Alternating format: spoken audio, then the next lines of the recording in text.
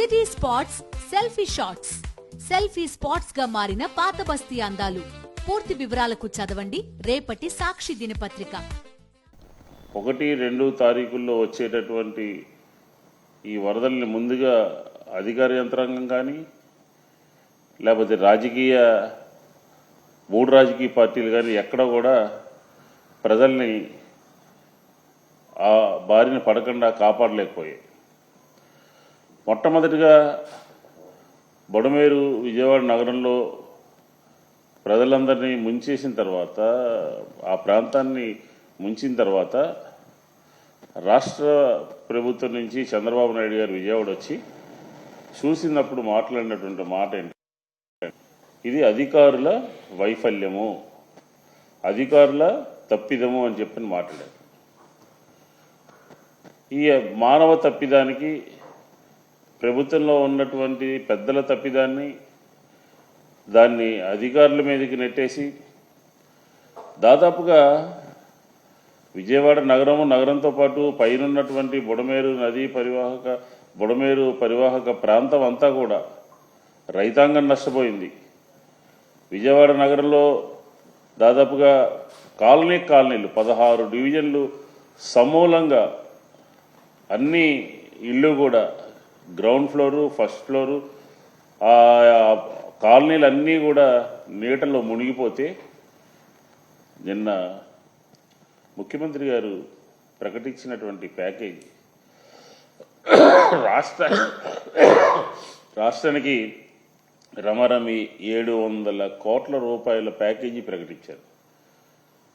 YSR Congress party క్షేత్రస్థాయిలో చూసిన తర్వాత, ఆ ప్రాంతంలో ప్రజల యొక్క కడగడ్లు కానీ, ఇబ్బందులు కానీ, లేకపోతే వారు పడినటువంటి బాధ కానీ చూసిన తర్వాత ఇది 7,000 కోట్ల రూపాయల నష్టం జరిగింది అని చెప్పని భావిస్తూ ఉంది. దాన్ని 700 కోట్ల రూపాయలతో గతంలో ఎప్పుడూ లేదని చెప్పని గొప్పలు చెప్పుకుంటూ, ఏమిటి ఇది? ఒక ఇల్లు మునిగిపోతే, ఒక గ్రౌండ్ ఫ్లోర్ మునిగిపోతే 25,000 రూపాయలు ఇస్తారా? 25,000 రూపాయలతో ఆ గృహంలో ఉన్నటువంటి నష్టపోయినటువంటి సామానుల జాబితా ఒకసారి ఎప్పుడైనా మీరు పరిశీలించారా? మంచం పోయింది, పరుపు పోయింది, స్కూటర్ పోయింది, ఆటో పోయింది, లేకపోతే ఇంట్లో వంట సామాను పోయినాయి, ఫ్రిడ్జ్ పోయింది, ఏసీలు పోయినాయి, సమూలంగా నష్టం జరిగితే గతంలో ఎప్పుడు ఇవ్వలేదు. గతంలో ఎప్పుడైనా సరే ఇంత పెద్ద 50 సంవత్సరాల ఆంధ్రప్రదేశ్ చరిత్రలో కానీ, విజయవాడ చరిత్రలో కానీ ఇంత పెద్ద ఎత్తున నష్టం జరిగినటువంటి, వరద వచ్చినటువంటి పరిస్థితి ఎప్పుడైనా ఉందా? దీని నుంచి ఆదుకోవాలని పదే మేము చెప్తున్నప్పటికీ కూడా ఆ ప్రాంతంలో 16 డివిజన్లో విజయవాడలో ఆ బారిన పడినటువంటి ప్రజల యొక్క కష్టాల్ని దగ్గరుండి చూసి, మరి మా అధినేత వైఎస్ జగన్మోహన్ రెడ్డి గారు 2 పర్యాయాలు ఆ ప్రాంతాన్ని పర్యటించి ఆ ప్రాంతంలో ప్రజల యొక్క ఇబ్బందుల్ని గుర్తెరిగి ఆయన పార్టీ నుంచి కూడా విరాళం ప్రకటించడం జరిగింది. మేము ఒకటే డిమాండ్ చేస్తా ఉన్నాం, ఈ 25,000 రూపాయలు లేకపోతే 10,000 రూపాయలు పై ఫ్లోర్కి అని చెప్పినటువంటి దాంతోపాటు ఇంకా అనేక ఇవన్నీ కూడా పరిగణలోకి తీసుకోవాలి. మేము ప్రాక్టికల్గా చూసినప్పుడు క్షేత్రస్థాయిలో 20 అంశాలు మాకు కొట్టొచ్చినట్టు కనపడతా ఉన్నాయి. ఆ 20 అంశాలు గ్రౌండ్ ఫ్లోర్లో ఉన్నటువంటి వస్తువులు మీరు నిర్ణయించినటువంటి 25,000ని వైఎస్ఆర్ కాంగ్రెస్ పార్టీ డిమాండ్ చేస్తుంది 50,000 రూపాయలు చేయాలి అని చెప్పండి. అలాగే మీరు ఫస్ట్ ఫ్లోర్లో 10,000 రూపాయలు ఇస్తాము అని చెప్పినారు, దాన్ని 25,000 రూపాయలు చేయాలి అని చెప్పని డిమాండ్ చేస్తూ ఉంది. అలాగే హెక్టార్కి 25,000 రూపాయలు ఇస్తాను అని చెప్పారు రైతాంగానికి.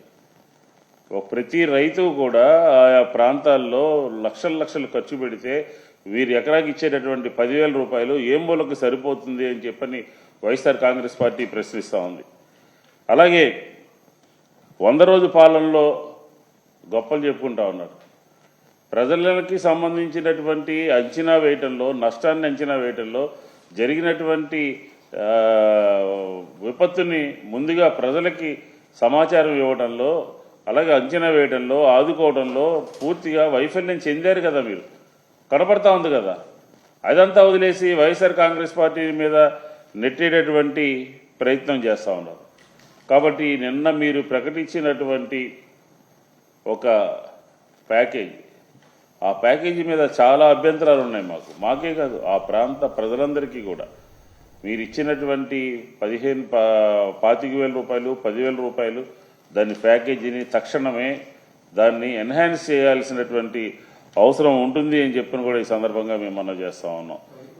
50,000 రూపాయలు డిమాండ్ చేస్తూ ఉన్నాం. 50,000 రూపాయలతో పాటు పై అంతస్తులో ఉన్నటువంటి వాళ్ళకి 25,000 రూపాయలు ఇవ్వాలని కోరుతున్నాం.